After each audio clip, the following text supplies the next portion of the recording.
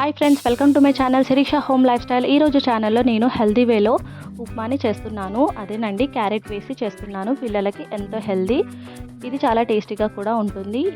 ఒకసారి ఇలా ట్రై చేయండి.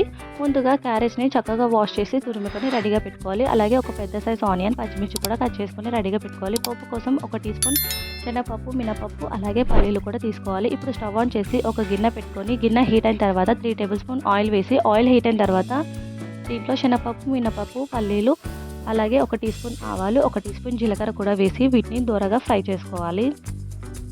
ఇవి ఫ్రై అవుతుండగా కట్ చేసి పెట్టుకున్న ఆనియన్, అలాగే పచ్చిమిర్చి, క్యారెట్ తురుము కూడా వేసి వాటిని కూడా బాగా ఫ్రై చేసుకోవాలి.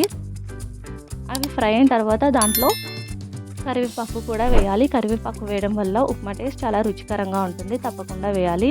ఇవి మొత్తం ఫ్రై అయిన తర్వాత దాంట్లో ఒక 1.5 గ్లాస్ వాటర్ వేసి వాటర్ని బాయిల్ చేసుకోవాలి. ఇలా వాటర్ బాయిల్ అవుతుండగా దీంట్లోనే 1 టీ స్పూన్ దాకా సాల్ట్ కూడా వేసి ఇవి బాయిల్ చేసుకోవాలి. మూత పెట్టి బాయిల్ అవుతుండగా ఉప్మా రవ్వని కూడా వేసి మొత్తం అంతా కలుపుకోవాలి. కాసేపటి తర్వాత ఉప్మా అనేది రెడీ అయిపోతుంది. ఇంకా సర్వ్ చేసుకోవడమే. ఇది వేడిగా సర్వ్ చేసుకుంటే చాలా బాగుంటుంది. ఇలా క్యారెట్ వేసి ప్రిపేర్ చేసుకోండి. పిల్లలకి ఎంతో హెల్దీ, తప్పకుండా ట్రై చేయండి. ఈ వీడియో నచ్చితే తప్పకుండా లైక్ చేయండి, కామెంట్ చేయండి, షేర్ చేయండి. Thank you for watching. Thank you for your time.